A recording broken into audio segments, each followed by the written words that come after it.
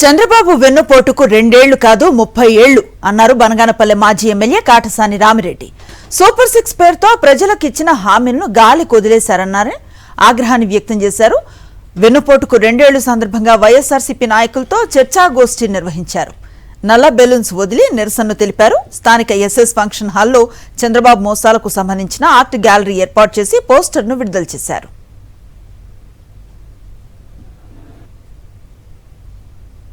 మామూలుగా అయితే ఈయన వెన్నుపోటుకు 2 ఏళ్ళు కాదు, వెన్నుపోటుకు 30 ఏళ్ళు అని చెప్తే బాగుంటుంది. ఎందుకంటే ఆనాడు పిల్లనిచ్చిన మామనే వెన్నుపోటు పెడిచి దాదాపు 30 సంవత్సరాలు కావస్తూ ఉంది. మరి 30 సంవత్సరాల కాలంలో అధికారం ఉన్నప్పుడల్లా ప్రజలకు వెన్నుపోటు పొడుస్తూ ఆయన రాజకీయాల్లోకి వచ్చిన తర్వాత ఏ ఒక్క మాట మీద కూడా నిలబడకుండా ప్రతిసారి అధికారంలోకి రావాలంటే ఎవరు సపోర్టు ఖచ్చితంగా కావాలి. ఆయనకు సూపర్ 6 లేదు, 7 లేదు, ప్రజలు నోళ్ళ కొట్టడం జరిగింది. ఇటు ఉద్యోగస్తులు కానీ, ఇటు ప్రజలు కానీ, మరి ఎవరు కూడా, రైతులు కానీ ఎవరు కూడా ఈ ప్రభుత్వం వచ్చిన తర్వాత ఎవరు కూడా సంతోషంగా లేని పరిస్థితి.